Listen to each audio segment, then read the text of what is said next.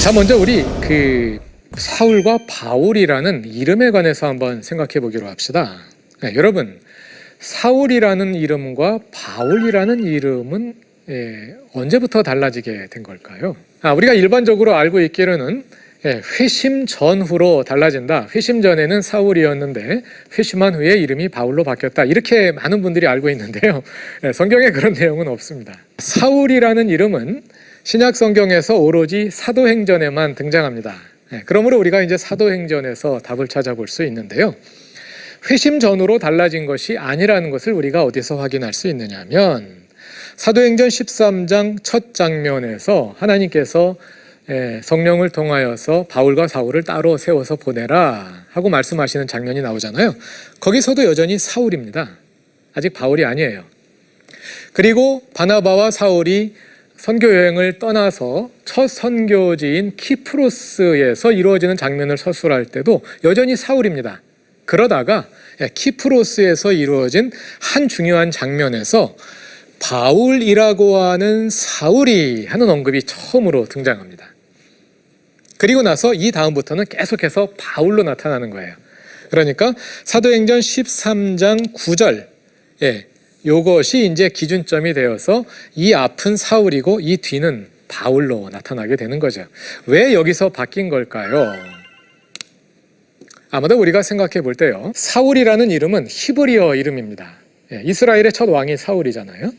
반면에 바울이라는 이름은 헬라어 이름입니다. 우리나라 사람들 가운데서도 한국식 이름과 영어식 이름을 가지고 계신 분들이 있죠.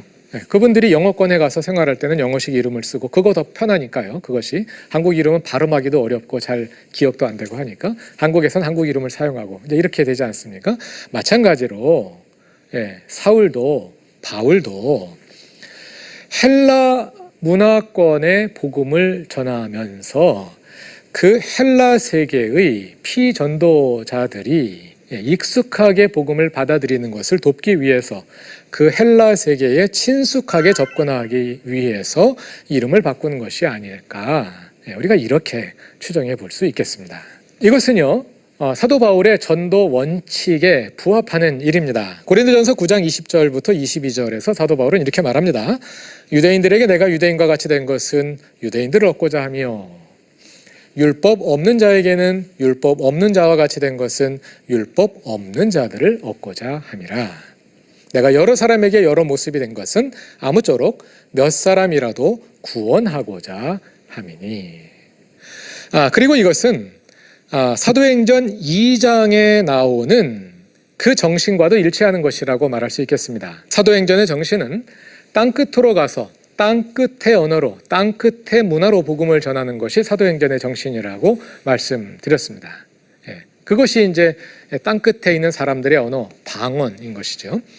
물론 헬라어는 이 시대 세계 공용어입니다만, 그러나 바울의 입장에서 볼 때는 전도를 받는 사람들이 사용하는 언어라는 점에서 헬라어 또한 어떤 점에서는 방언의 일종이라고 말할 수가 있겠죠. 땅끝의 언어, 피전도자들의 언어를 사용하고 그리고 그들에게 친숙하기 위해서 이름을 바꾸고 그들에게 맞는 방법을 사용하는 것입니다. 이런 내용을 우리가 사도행전에서 구체적으로 살펴볼 수 있습니다. 유대인들에게 전도할 때와 이방인들에게 전도할 때 서로 다른 방법을 쓰는 거예요. 먼저 제1차 전도 여행 중에 바울이 비시디아 안디옥의 회당에 가서 복음을 전하죠. 회당엔 누가 있을까요? 유대인들이 있지 않습니까? 어떤 방법으로 복음을 전하느냐 하면 구약 성경을 배경으로 해서 예수를 소개합니다. 그리고 구약의 예고가 예수에게서 이루어졌음을 증명함으로써 유대인들을 설득하는 방법으로 복음을 전합니다. 그럼 이방인들에게는 복음을 어떻게 전할까요? 키프로스 섬에서는 이방인 서기오 바울에게 복음을 전하는 가운데 그것을 방해하는 박수 엘루마를 제어하는 기적을 행함으로써, 또 루스드라에서는 지체장애인을 일으키는 능력을 보임으로써 하나님이 살아계심을 보여줍니다. 그것이 그 지역 이방인들에게 하나님의 능력과 하나님이 어떤 분이신지를 보여주는 효과적인 방법이었던 것이죠. 이런 방법으로 복음을 전한 겁니다. 그럼 이방인들에게는 항상 이런 방법으로만 복음을 전하냐? 그렇지 않습니다. 이방인들 가운데서도 지식인들이 있지 않습니까? 철학자들에게 복음을 전할 때는 철학적으로 설득을 합니다. 우리가 잘 알고 있는 아레오바고 연설이 그것이죠. 사도행전 17장 아테네의 아레오바고에서 철학자들을 설득할 때는 철학적 담론을 사용해서 설득하는 것을 볼 수 있어요. 많은 분들이요, 철학적 담론을 사용해서 전도한 것은 잘못된 전도다. 그래서 수확을 별로 못 얻었다. 이렇게 생각하는데 그건 너무 단편적인 생각입니다. 철학자들을 철학적으로 설득해야지 어떻게 설득하겠습니까? 대상에게 맞는 방법을 설득한 거예요. 또 여기에서 많은 사람들을 전도하진 않았지만 그럼에도 불구하고 중요한 인물들을 전도했습니다. 원래 지식인들에게 전도할 때는 많은 사람들이 한꺼번에 몰려오지 않지 않습니까? 대상에게 맞는 전도 방법을 사용한 겁니다. 자, 그럼 그에 대해서 유대인들과 이방인들로부터 어떤 반응이 나타났을까요? 비시디 안디옥 회당에서 설교한 후에 보면은요, 유대인과 유대교에 입교한 경건한 사람들, 이 사람들은 이방인들이죠. 많은 사람들이 바울과 바나바의 복음을 받아들이고 그를 따랐습니다. 반면에 그 복음을 받아들이지 않고 반대하면서 소란을 일으킨 사람들이 있었습니다. 유대인들과 이방인들이 함께 그 시내의 유력자들을 선동하여 바울과 바나바를 박해하는 모습을 볼 수 있습니다. 마찬가지로 그 다음 지역인 이고니온 회당에서 설교한 후에도 순종하지 않는 유대인들이 이방인들을 선동해서 유대인들과 이방인들이 함께 바울을 적대하게 되죠. 그러자 그 지역의 이방인들 가운데서 어떤 사람들은 그 사람들을 따르고 또 어떤 사람들은 두 사도를 따르고, 그래서 이방인들 사이에서 복음을 받아들이는 사람들과 적대하는 사람들이 나뉘는 것을 볼 수가 있습니다. 또 마찬가지로 루스드라에서 복음을 전한 후에도 안디옥과 이고니온에서 소란을 일으켰던 유대인들이 거기까지 따라와서 이방인 무리를 충동해서 바울과 바나바를 박해하는 모습을 볼 수 있습니다. 제가 왜 이 부분들을 자세히 설명하느냐면은 이것이 이제 성서학자들에게는 중요한 이슈입니다. 누가복음과 사도행전이 유대인들을 어떻게 묘사하느냐 하는 것인데요. 어떤 구절들을 읽으면 유대인들 전체가 복음을 반대하고 이방인들은 복음을 받아들이고 하는 식으로 묘사된 데가 있는데요. 그것만 따가지고 사도행전은 유대인들을 복음의 적대자로 묘사한다 이렇게 단순하게 결론을 내리는 분들이 많이 있습니다. 지배적인 견해인데요. 그건 성경을 너무 단순하게 읽은 겁니다. 자세하게 읽으면 유대인들과 이방인들 그 각자 그룹 사이에서 복음에 대한 반응이 갈려서 나타나고 있다 하는 것을 볼 수가 있습니다. 고린도 후서 11장을 보면 그 유명한 바울의 고난 목록이 있습니다. 이 고난 목록 가운데 많은 내용들이 사도행전에도 그대로 나타나는 것을 볼 수가 있는데요. 이렇게 말합니다. 그들이 그리스도의 일꾼이야 형신없는 말을 하거냐 나는 더욱 그러하도다. 내가 수고를 넘치도록 하고 옥에 갇히기도 더 많이 하고 매도 수없이 맞고 여러 번 죽을 뻔했고 유대인들에게 40에서 하나 감한매를 5번이나 맞았고 3번 태장으로 맞았고 1번 돌로 맞았고 3번 파선했고 일주야를 깊은 바다에서 지냈고 여러 번 여행하면서 강의 위험과 강도의 위험과 동족의 위험과 이방인의 위험과 시내의 위험과 광야의 위험과 바다의 위험과 거짓 형제 중에 위험을 당하고 또 수고하며 애쓰고 여러 번 자지 못하고 줄이며 목마르고 여러 번 굶고 춥고 헐벗어가라. 이것이 전도자로서의 바울의 일생이었습니다. 사도행전에서도 그 일면을 우리가 보고 있는 것입니다.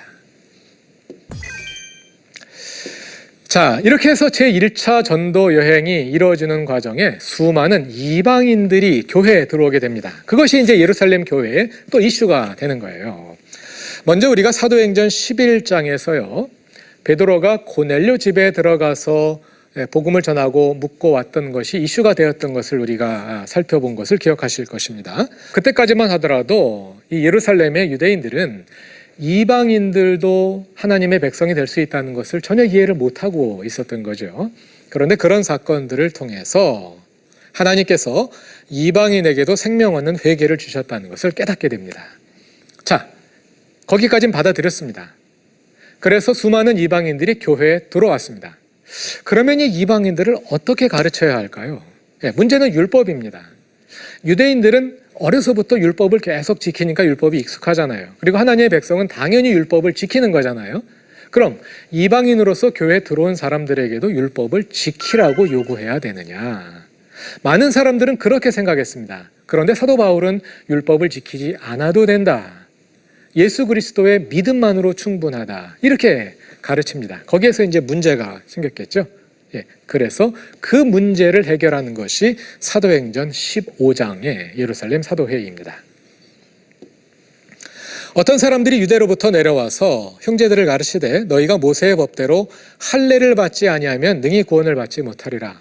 이방인들도 반드시 할례를 받아야 한다 하고 주장하는 유대인들이 있었습니다. 또 바리새파 중에 어떤 믿는 사람들이 일어나서 이방인들에게도 할례를 행하고 모세 율법을 지키라고 요구해야 한다 하고 주장하는 사람들이 있었습니다. 모든 유대인들이 다 그런 건 아니고요. 유대인들 가운데서도 극우에 해당하는, 극보수에 해당하는 사람들이라고 말할 수가 있겠어요. 반면에 바울과 바나바는 예루살렘 교회의 일반적인 흐름보다는 좀 더 진보적인 입장에 있는 사람이죠. 바울과 바나바는 아니다. 이방인들에게는 율법과 할례를 요구하지 않아도 된다. 율법 지키지 않아도 하나님의 백성이 될 수 있다. 이렇게 이제 주장하는 입장인 거죠. 그래서 입장이 팽배하게 부딪히니까 형제들이 이 문제에 대하여 바울과 바나바와 및 그 중에 몇 사람을 예루살렘에 있는 사도와 장로들에게 보내기로 작정했습니다. 예루살렘 교회가 중심 교회니까 우리 예루살렘 교회에 올라가서 공식적으로 이 문제를 해결하자. 그래서 바울과 바나바가 안디옥 교회 대표로 또 이방 교회의 대표로 예루살렘에 올라간 것입니다. 그래서 사도와 장로들이 이 일을 의논하러 모였습니다. 그래서 예루살렘 사도 회의가 열린 거죠. 이 회의 결과 이렇게 결정합니다. 성령과 우리는 이 요긴한 것들 외에 아무 짐도 너희에게 지우지 아니하는 것이 옳은 줄 알았노니 우상의 제물과 피와 목매어 죽인 것과 음행을 멀리할지니라. 요 네 가지. 그래서 그리스도인들은 그리스도인답게 살아야 할 테니까 어떻게 살아야 할지 최소한의 지침을 준 거예요. 그러나 율법과 할례를 받지 않아도 이방인 그리스도인들도 유대인 그리스도인들과 동일한 하나님의 백성이다 하고 인정을 하게 된 겁니다. 그래서 이 결정사항을 온 이방 교회에 전달하기 위해서 바울과 바나바가 그 책임을 맡아서 떠나게 되고요. 또 예루살렘 교회가 바사바라 하는 유다와 실라에게 이 책임을 맡겨서 또 파송하게 됩니다. 그래서 이제 바울의 동역자인 실라가 바울과 함께 예루살렘에서 출발하게 되는 것입니다. 자, 우리가 이 이야기들을 통해서 알 수 있는 것이죠. 기독교회는 처음부터 다양성으로 시작되었다는 겁니다. 왜 그렇게 교회 안에 교파가 많냐? 장로교는 뭐고, 감리교회는 뭐고, 뭐 성공회는 뭐고, 구세구는 뭐고, 왜 그렇게 많은 교파가 있냐? 그냥 천주교처럼 그냥 하나로 합치지. 이렇게 의아하게 생각하는 분들이 있어요. 그런데 신약 성경을 자세하게 읽어보면요, 기독교회는요 처음부터 그 안에 여러 개의 교파가 있었어요.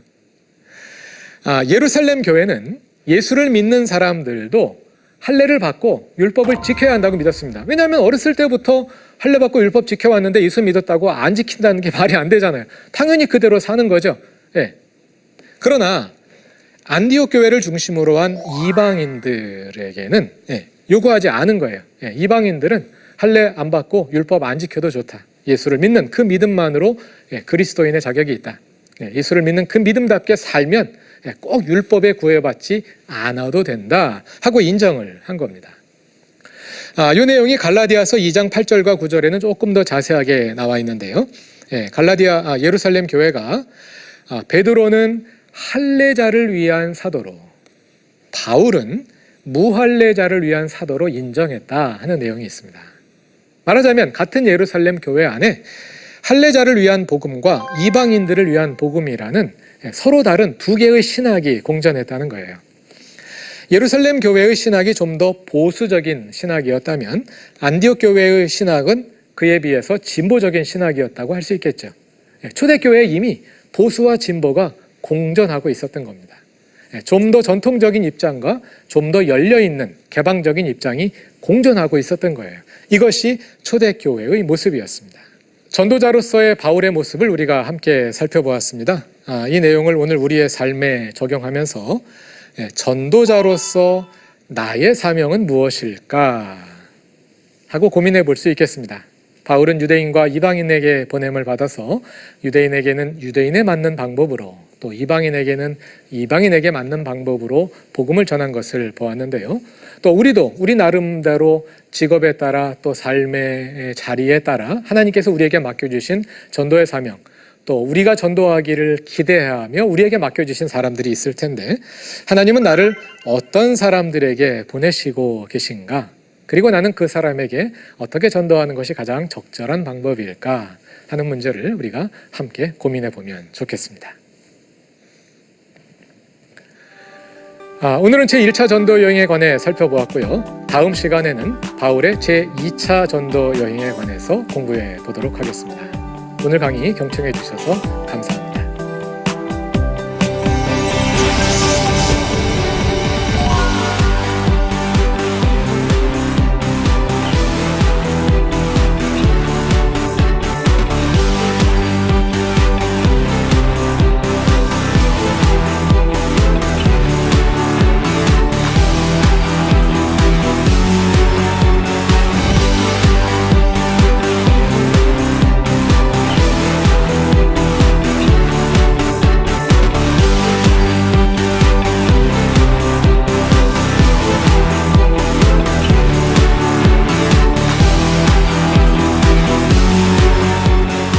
이 프로그램은 시청자 여러분의 소중한 후원으로 제작됩니다.